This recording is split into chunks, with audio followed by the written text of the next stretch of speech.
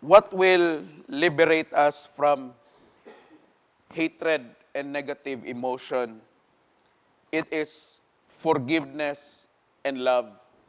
Ang atong ibanghilyo karon, nagsulti si Kristo nga maghinigugmaay kita ug dili kita magdinumtanay sa usag-usa. Kung gisagpa kuno ang imong walang aping ipasagpa ang imong pikas aping. Pero walay tawo nga tarong nga muhimo ana. Gisagpa ka, no? Ipasagpa po na imong pikas. Normally mo balos gyud. Kay sakit gud sagpaon.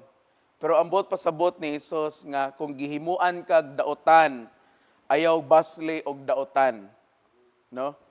Instead, basli og maayo. Ngano man tungod kay aron nga mapahigawas ta sa kasuko o sa pagka-negatibo. In our gospel, Jesus tells us to love our enemies, which is a very difficult thing. Igugmaon na to atong kaaway. Do good to those who hate us. Maghimo tag maayo sa mga tao nga nasuko nato. To bless those who curse us. Katong sigig panunglo nato, no? Ato silang panalanginan, ato silang iampo. Okay? Difficult as it may seem, if we want to be free from the enslavement of hatred and negative emotions, we have to follow what Jesus is telling us. Bisan paglisod, kaayo himuon, pero kung gusto nato mahimong gawas nun ni ining mga butanga, kinahanglan sundo nato unsay gisulti ni Kristo. What is the cure for hatred? It's love, forgiveness, and humility. These three can conquer hatred. Mao lang niya makabuntog sa gitawag nato nga pagdumot, kining gugma, pagpasaylo, pagpaubos. And it can free us from emotions that bring nothing to us but sickness and negativity. No? Kining labi na kining kasuko, no, pagdumot. Kung di ta gusto masakit sa atong kinabuhi, di ta magdumot. Amen? Di kita magdumot. And this could even result to the disruption of our day, our work, our ministry, and above all, our personal relationship with the Lord. And we will not be able to function properly in our lives if we have hatred. No, kanang tawo nga sige kasuko, wa gyoy ayo nga mugawas ana sa iyahang kinabuhi. Tanan ngayong buhaton dysfunctional. No, kay di man katarong og hunahuna. Kay imbes nga magampo, tuwa dito si hunahuna unsaon niya pagpatay na niyang kalaban. Saan pagpatay na ng libak niya. Saan pagtuok na ng sigig marites niya. No? Dysfunctional ang tao nga sigig kasuko. No? It is only through forgiveness and humility that we would be free from these things. It is only through the way of love that we could become true followers of Jesus. Mahimo lang man tang tinuuray nga sumusunod ni Kristo kung maghinigugma ta. In John chapter 13 verse 36, Jesus says, "So that the whole world may know that you are my disciples if you love one another."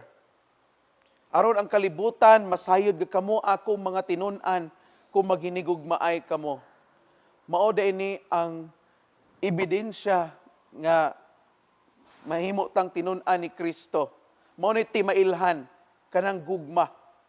No? Naay usa ka pari nagwali no, nag-ingon siya nga bisan unsa pa ang inyong relihiyon imong tinuuhan, no? Kung ikaw nagpuyo sa gugma, nagtuman sa gingon ni Kristo nga maghinigugmaay, magkasinabot gyud ta bisan lahi pa ka og tinuuhan. No? Amidst the division, okay, the diversity, ang nagpahiusa natong tanan is ang atong gugma sa Ginoo.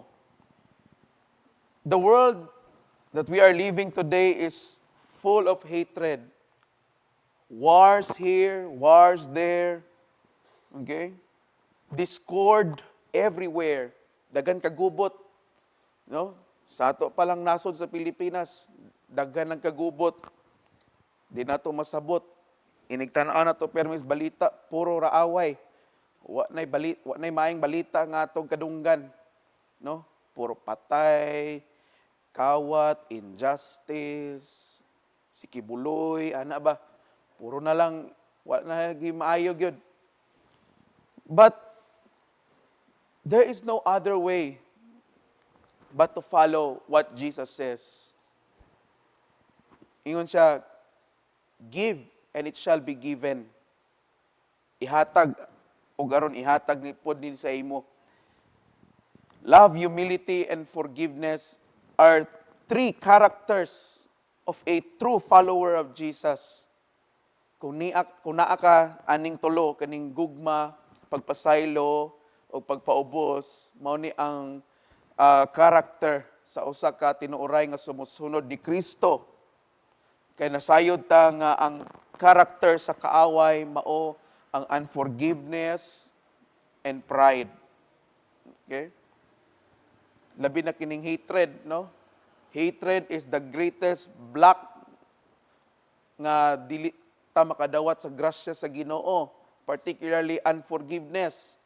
Mao nang daghan nato nagmasakiton og nagmaluyahon, no? Sa atong kinabuhi.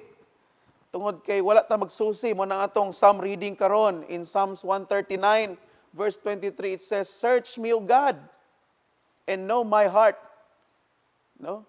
Susihon na to atong kasing-kasing kay basig napatay mga kasuko diha. Nga abi lang nato og wa na ta nagsuko, wa na ta nagdumot pero ang tinuod na pa di ay manang usahay nga nangayo ta sa Ginoo kaayuhan di tagkaulian kay masinapay nagtinaguan diha. No? Man mga igsoon ang imong kasing-kasing dili ni piggy bank nga tigom-tiguman nimo og mga unsa nga mga emosyon labi na mga negatibo, no?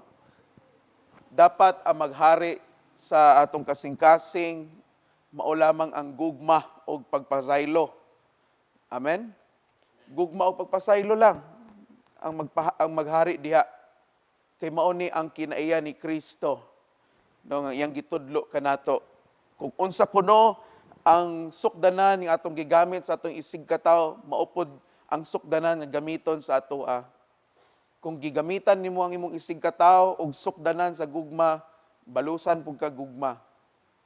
Kung gigamitan nimo ang imong isig katawo og sukdanan sa unforgiveness, ikaw pod ayaw katingala nganong di pug kapasayloon sa uban. Kay mao man imong gigamit. That is why the question this morning, would you be willing to forgive those who have done you wrong? Andam baka nga mupasaylo sa mga tao nga nakasala sa imo, bisan og wala sila mangayo og pasaylo sa imo. No? Andam na baka nga matulog pag-usab nga malinawon ini kagabi nga andam na kapasayloon, i-let go na sila. Kay mga igsoon, magpasaylo ta sa uban, labi na sa atong mga kaaway, dili tungod kay angayan silang pasayloon. Kung dili tungod kay mauni ang makapahimaya sa Dios o ikaduha para po ni sa atong kaayuhan. We forgive not because anyone deserves forgiveness, but we forgive because it's the right thing that God is telling us. Ug labaw sa tanan para ni sa atong kagawasan. No, that we would be liberated, okay, from hatred. Kay kapoy gid sige kasuko, no, kapoy sige mahay, no, maka matod pa sa usa ka pare isa nga kanang sige mahay mao na makapakunot kuno sa atong panit, no, na bisag unsaon kuno nimo inat sa imong naong kung sige kag kasuko kung na kay mga mahay-mahay mugawas sa gyapon ang kunot nimo ngano man it will be visible sa imuhang hulagway. Okay? That is why, mga igsoon, forgive. You know, matod pa ni St. Paul in Ephesians chapter 4, verse 32, forgive just as Christ has forgiven you. Amen? Please stand.